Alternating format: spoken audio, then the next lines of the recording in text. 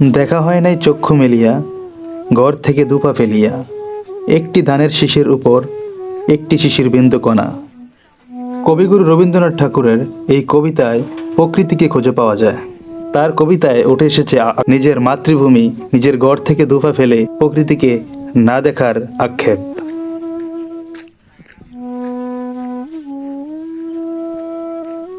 এই মুহূর্তে আমি যেখানটাতে আছি সেটা হচ্ছে চান্দিনা উপজেলার এতবারপুর ইউনিয়নের পূর্বপাড়া হাওড়াতুলি থেকে তুলাতুলি পর্যন্ত যে এই রোডের মাঝামাঝি অবস্থানে।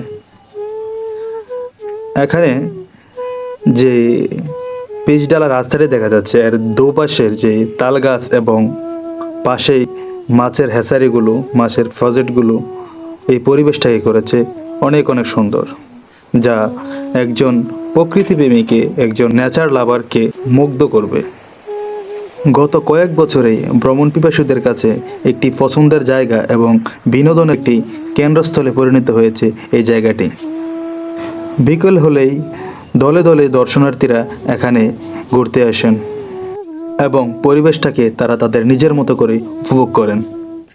বিশেষ করে বাইক লাভারদের কাছে একটি জনপ্রিয় জায়গা হচ্ছে এই এতবারপুর ইউনিয়নের এই হাওড়াতুলি এবং তুলাতুলিগামী এই রোডটি।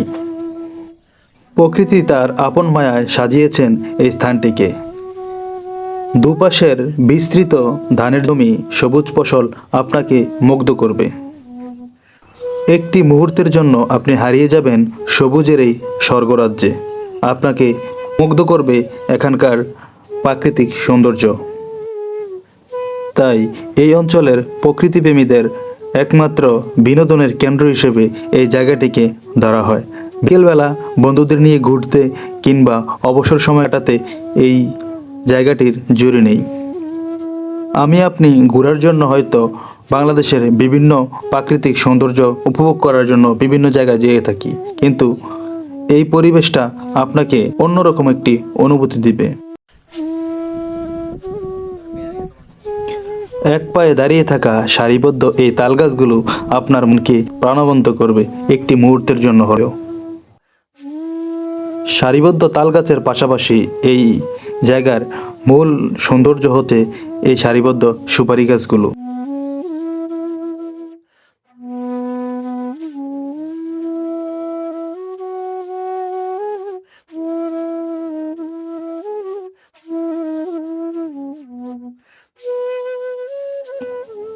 এই জায়গাটিতে আসতে হলে আপনাকে প্রথমে আসতে হবে চান্দিনা রামমোহন রোডের মাথায়।